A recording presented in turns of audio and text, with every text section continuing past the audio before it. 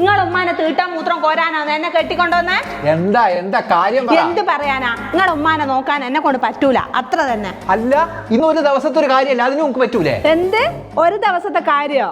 ഇങ്ങനത്തെ തള്ളാരെ നോക്കാൻ ആളെ നിർത്തുമുണ്ടല്ലോ, ദിവസം വരുന്നവരെ വേണം നിർത്താന്, അല്ലാണ്ട് കെട്ടിക്കേറി വരുന്ന പെൺകുട്ടികളെ കഷ്ടപ്പെടുത്തല്ല വേണ്ടത്.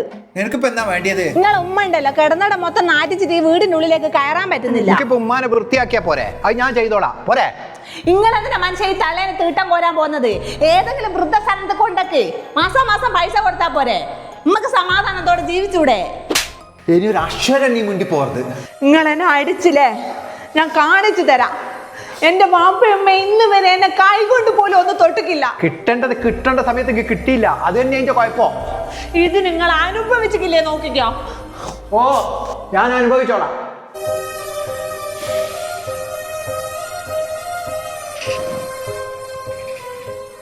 എടി, നീ എവിടെ പോവാ?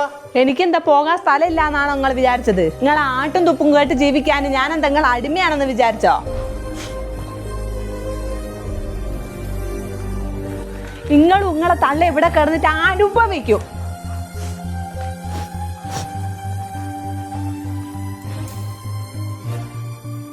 അല്ല കുൽസു, ഇഞ്ഞി തേടിയാ പോന്നെ ബാഗൊക്കെ ആയിട്ട്? ഞാൻ എന്റെ വീട്ടിൽ പോവുക. ഇനി കരയാണ്ട് കാര്യം പറ മോളെ. മൂപ്പരെന്നെ അടിച്ച്. അടിക്കാനോ? അതെന്തിനി?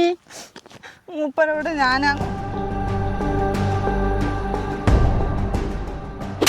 അതുകൊണ്ട് ഞാൻ എന്റെ വീട്ടിലേക്ക് പോകുക. അല്ലോളെ, ഇത് പുതിയ വളയൊന്നല്ല, ഇതപ്പം വാങ്ങിയതാ? അത് കഴിഞ്ഞ മാസം ഇക്ക വാങ്ങി തന്നതാ. മോളെ, അന്റെ ഇക്കാക്കയ്ക്ക് 1 വയസ്സുള്ളവരാ ഓന്റെ വാപ്പ മരിക്കുന്നത്. ആ സങ്കടത്തുനിന്ന് കരകയറാനേ ഓന്റെ ഉമ്മക്ക് ഒരുപാട് കാലം വേണ്ടി വന്നിക്ക്. പിന്നെ പല പണിയും ചെയ്താ മോളെ ഓല് ജീവിച്ചത്. ചെറിയ കുഞ്ഞനായതുകൊണ്ട് ഇടയിൽ നിർത്താനും പറ്റിയല്ലായിരുന്നു. എനിക്ക് ഇപ്പോഴും ഓർമ്മയുണ്ട്, ഉമ്മ ഒരു വീട്ടിൽ ജോലിക്ക് നിൽക്കാനും കുഞ്ഞിനെ ഉറക്കി കിടത്തിയിട്ടായിരുന്നു ജോലി ചെയ്യല്.